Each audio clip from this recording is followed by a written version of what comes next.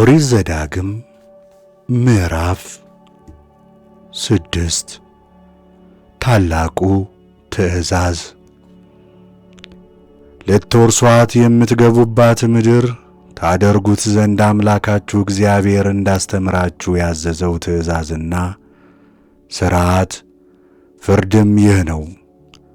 እናንተ ልጆቻችሁም የልጅ ልጆቻችሁም በዕድሜያችሁ ሁሉ አምላካችሁን እግዚአብሔርን ፈርታችሁ እኔ ለእናንተ ያዘዝኩትን ሥርዓቱንና ትእዛዙን ሁሉ ትጠብቁ ዘንድ ዕድሜያችሁም ይረዝም ዘንድ እስራኤል ሆይ ስማ፣ ማርና ወተት የምታፈስሰውን ምድር ይሰጥ ዘንድ የአባቶችህ አምላክ እግዚአብሔር እንደ ተናገረ እጅግ እንድትበዛ መልካምም እንዲሆንልህ ልታደርጋት ዘንድ ጠብቅ። ከግብፅ ምድር ከወጡ በኋላ ሙሴ ለእስራኤል ልጆች በምድረ በዳ ያዘዛቸው ሥርዓትና ፍርድ ሁሉ ይህ ነው። እስራኤል ሆይ ስማ፣ አምላካችን እግዚአብሔር አንድ እግዚአብሔር ነው። አምላክህም እግዚአብሔር በፍጹም ልብህ፣ በፍጹምም ነፍስህ፣ በፍጹምም ኃይልህ ውደድ። እኔም ዛሬ አንተን የማዘውን ይህንን ቃል በልብህ በነፍስህም ያዝ፣ ለልጆችህም አስተምረው። በቤትህም ስትቀመጥ፣ በመንገድም ስትሄድ፣ ስትተኛም ስትነሳም አስተምረው። በእጅህም እንደ ምልክት አድርገው፣ በዐይኖችህም መካከል የማይንቀሳቀስ ይሁንልህ። በቤትህ መቃኞች በደጃፍ በሮች ላይም ጻፈው። ስለ አለመታዘዝ የተሰጠ ማስጠንቀቂያ።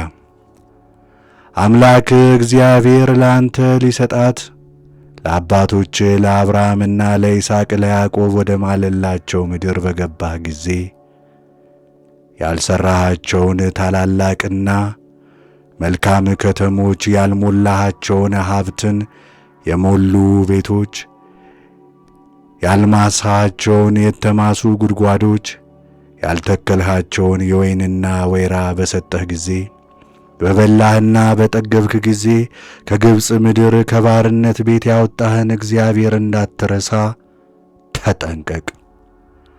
አምላክህን እግዚአብሔርን ፍራ፣ እርሱንም ብቻ አምልክ፣ እርሱንም ተከተል፣ በስሙ ማል።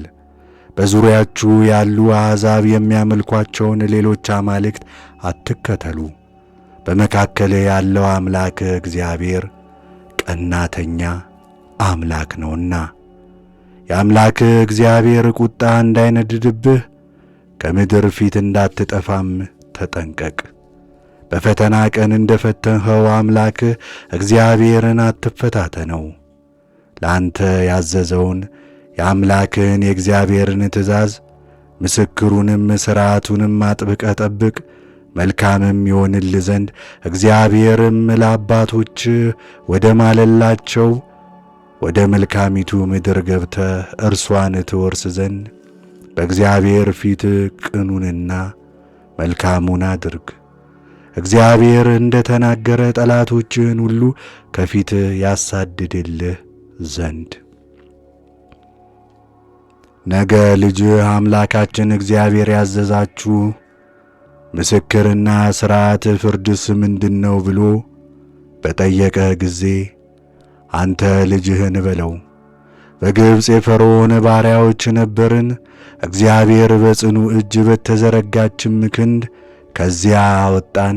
እግዚአብሔርም በግብፅና በፈርዖን በቤቱ ሁሉ ላይ በፊታችን ታላቅና ክፉ ምልክት ተአምራትም አደረገ።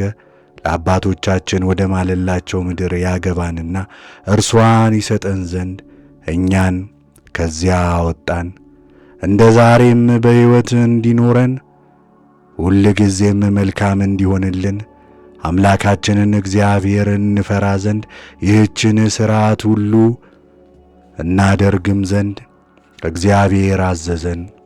እግዚአብሔርም እንዳዘዘ በአምላካችን በእግዚአብሔር ፊት እናደርጋት ዘንድ ይህችን ትእዛዝ ሁሉ ብንጠብቅ ለእኛ ምሕረት ይሆንልናል።